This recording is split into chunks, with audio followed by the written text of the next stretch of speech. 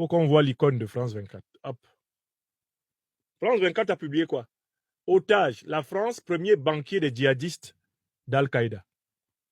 Voilà, c'est ce que France 24 avait publié. Otage, la France, premier banquier des djihadistes d'Al-Qaïda. C'est un article du 30 juillet 2014. Il a été publié à 17h43 et il a été modifié le même jour à 18h15. Que disait l'article? Alors que les gouvernements européens nient verser des rançons pour libérer des ressortissants détenus par Al-Qaïda et ses alliés, le New York Times révèle dans son édition de mardi 29 juillet que les djihadistes ont récolté au moins 125 millions de dollars américains grâce aux enlèvements depuis 2008, dont 68 millions pour la seule année 2013. Selon les chiffres du département américain du Trésor compilés par le journal, le total serait même de 165 millions de dollars, soit environ 123 millions d'euros sur la même période. Ces sommes proviendraient dans leur grande majorité de pays européens. Certains paiements ont parfois été déguisés en aide au développement, dévoile le New York Times, dans un article étayé de nombreux témoignages d'anciens otages, négociateurs, de diplomates et de représentants de gouvernements de 10 pays en Europe, en Afrique et au Moyen-Orient. L'article continue. C'est un article de France 24.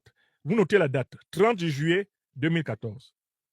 L'enquête du New York Times répertorie plus de 90 millions de dollars depuis 2008 par la Suisse, l'Espagne, l'Autriche, par le groupe nucléaire français Areva, ce qu'on appelle actuellement Orano, et 2 paiements provenant de sources indéterminées. La seule libération de 4 otages français au Sahel en octobre 2013 se serait faite en échange d'une rançon de 30 millions d'euros. Écrit de New York Times. Les insurgés Shebab en Somalie ont reçu 5,1 millions de dollars de l'Espagne, tandis que Al-Qaïda dans la péninsule arabique, qui s'appelle Aqpa au Yémen, a reçu près de 30 millions de dollars en 2 versements, l'un du Qatar et d'Oman, l'autre d'origine indéterminée, écrit le quotidien. Seule une poignée de pays, les États-Unis et la Grande-Bretagne en tête, ont refusé de payer pour libérer leurs ressortissants. Ça, c'est de la propagande. Ça reste à démontrer. On continue. Alors que le réseau Al-Qaïda a été financé à l'origine par de riches donateurs, les riches donateurs, ils sont d'où? Ils sont du Moyen-Orient, ils sont de l'Arabie Saoudite et du Qatar. Les enlèvements contre rançon sont devenus aujourd'hui la plus importante source de financement du terrorisme, avait averti David Cohen, sous-secrétaire au Trésor américain pour le terrorisme et le renseignement financier, dans un discours en 2012. Chaque transaction encourage une autre transaction. L'organisation terroriste a ouvertement reconnu cette aubaine, note le journal. L'enlèvement d'otages est un butin facile, a écrit Nasser al-Ouhaishi, le chef d'Al-Qaïda dans la péninsule arabique, que je pourrais décrire comme un commerce rentable et un précieux trésor. Selon al-Ouhaishi, l'argent de la rançon, soit environ 10 millions de dollars par otage dans des affaires récentes, représente jusqu'à la moitié de son budget de fonctionnement.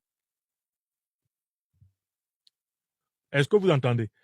Donc, quand on veut financer une organisation terroriste, vous avez bien compris quelle est la méthode qui est utilisée? On lui donne des otages. Je recommence. Quand on veut financer une organisation terroriste, quand une organisation terroriste est à sec, qu'est-ce qu'on fait? On lui donne des otages. Et sous couvert de libérer les otages, on remet les caisses de l'organisation terroriste à flot. Écrivez ça. Écrivez ça. C'est ça le mécanisme de financement qui est dénoncé ici par cet article Souchet dans les recherches américaines. À savoir que bon, les terroristes, eux, ils savent que quand on veut les financer, on leur donne des otages. Et c'est pour ça qu'il ne faut pas écouter un certain nombre de journalistes de science-fiction qui, après avoir servi d'appât pour financer les organisations terroristes, viennent essayer de nous raconter une histoire abracadabrantesque, alors qu'on les a vus revenir gros, gras et lisses, jolis à voir, eh bien, de leur aventure avec leurs amis terroristes.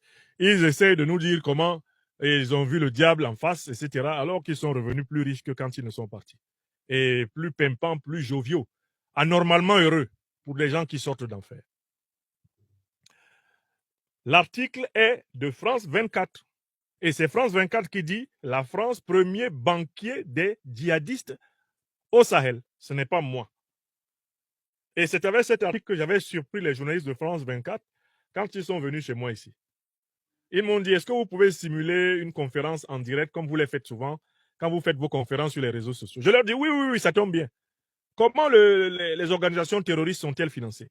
Je vais vous faire un petit exemple, un exercice de direct Facebook avec le thème de l'analyse de l'article que vous avez écrit le 30 juillet 2014 pour dire que la France était le premier financier des organisations terroristes à travers le mécanisme des rançons. Ah, ils n'étaient pas très contents. Oh, vous utilisez nos propres recherches contre nous. Je dis non, au contraire. Je valorise quelques-uns de vos rares journalistes qui font correctement leur travail. Bon. Donc, le premier sujet est très clair. Nous savons très bien que ce sont les grandes puissances occidentales qui ont financé régulièrement, ces dernières années, les organisations terroristes qui ensanglantent l'Afrique. C'est ce que vient de nous dire, eh bien, Elon Musk. C'est ce que nous a dit avant Madame Tulsi Gabbard. C'est ce que nous dit l'article de France 24 du 30 juillet 2014.